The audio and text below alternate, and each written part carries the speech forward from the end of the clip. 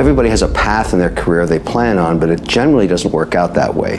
There's a series of events that happen to you along the way, and you don't know as they're happening because you only realize how important they were maybe a decade later when you realize it was a huge pivot point for you. I want to continue to be a dope example for where people can look at it and go, wow, look where he came from, look at where he is now. I got too many goals. I'm trying to become a mogul.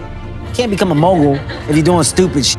People are just afraid, man. So many people are afraid of rejection or failure, but without failure, you have no success. People got choices. I hate that people act like they don't have a choice, you know? You got a choice in any and everything you do.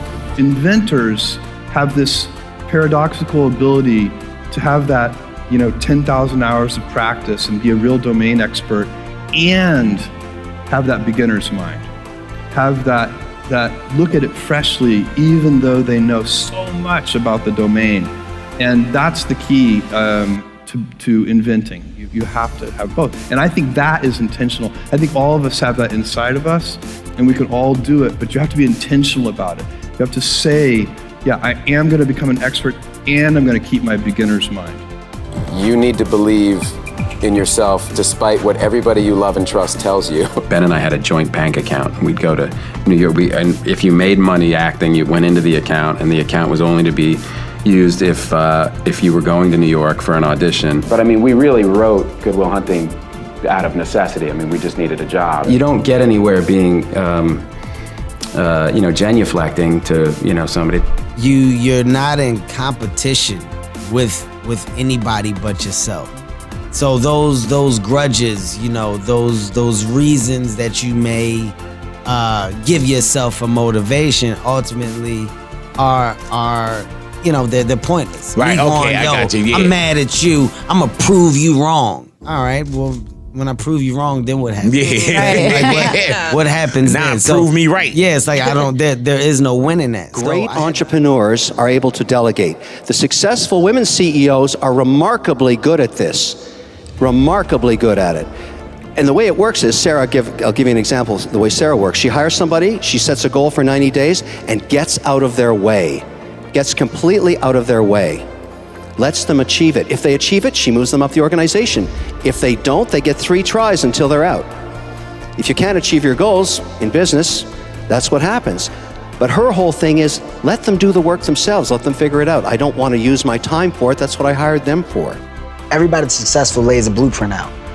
You laid the blueprint out. I saw myself, honestly, as a model when I first started. Yeah. You're gonna have bumps in the road. You're gonna have things that happen that make you have a hiccup. And I come from a happy place. Even though my place was dark, I'm happy. Jim Carrey, the comedian, doesn't stand a chance against Robin Williams, the comedian. I think I'm sexy.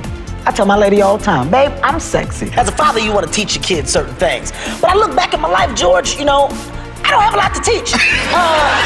And the first job I got was a real job, besides commercials and things like that, local radio commercials and things that kind of gave us the money. Ben and I had a joint bank account. We'd go to New York, and if you made money acting, you went into the account, and the account was only to be used if you were going to New York for an audition, or if we took $10 out to play video games at the arcade. And I got a line in the movie Mystic Pizza.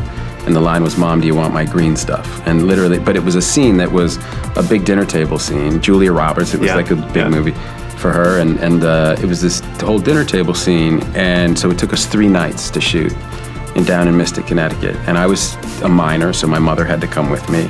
And, we shot from 5 to 5 every night. And I just remember being so in love with the process of film. I just knew, I was like, this is the greatest, it was the best time I'd ever had in my life. To invent, you need to experiment. And if you know in advance that it's going to work, it is not an experiment. And so that's a very important thing. They are inseparable twins, failure and invention. And so you have to be willing to do that. You can't care about what people think. As long as you think you're doing the right thing, they'll end up respecting you. They may not like you. That's certainly my situation. I don't care if you like me. I care that you respect me and that I am being honest with you about what I expect you to do for me if you're working for me or if I'm investing in you. If you want to be an entrepreneur, you got to get up in the morning understanding there's some guy in Mumbai or Shanghai or somewhere in China that wants to kick your ass and is coming for you 24/7, because it's true. And if you can deal with all that, you'll be okay. Here's what I've learned though. I think the people that have made those mistakes and that have went through those crazy changes within this business are people that have put themselves in a position to not grow. I think you go through it at one point, but then you go, oh, this is bad. I messed up one time, I don't want to mess up again. I went through my period, I got my DUI. I was out, I was drunk every night. I was chasing different women every day of the week. I did that. I saw that it got me nowhere, and then I got focused, and I saw where getting focused got me. So why go backwards? You're supposed to progress, you're not supposed to digress. The reason you do and pursue an entrepreneurial career is to provide financial freedom one day for yourself and your family.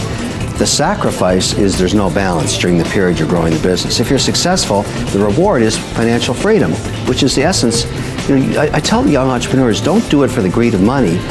Do it for financial freedom. Do it for freedom. Make yourself free one day so you can do whatever you wish with your time. And the only way you can do that in our society is you have to be wealthy to do that. And so the rewards of a great entrepreneur are they achieve that wealth and they're free to do whatever they wish, which may be more entrepreneurship. You don't know.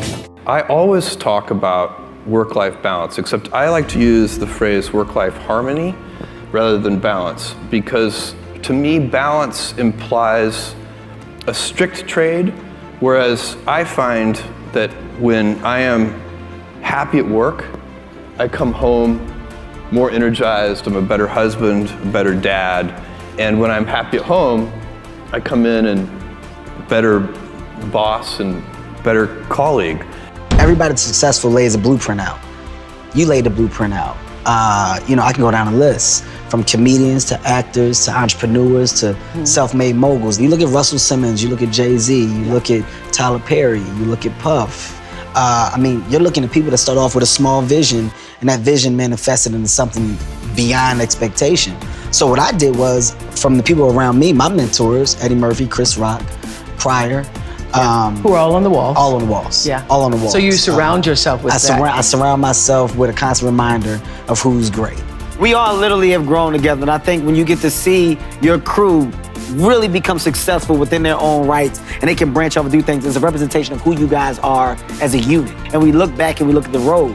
And that circle that we have, nobody's popped that bubble. We don't allow other people to come into it because we have such a unique bond in the way that we move. And if somebody else comes into it, it alters what we do. Raise your standard. Apple, at the core, its core value is that we believe that people with passion can change the world for the better. Not one drop of my self-worth depends on your acceptance of me.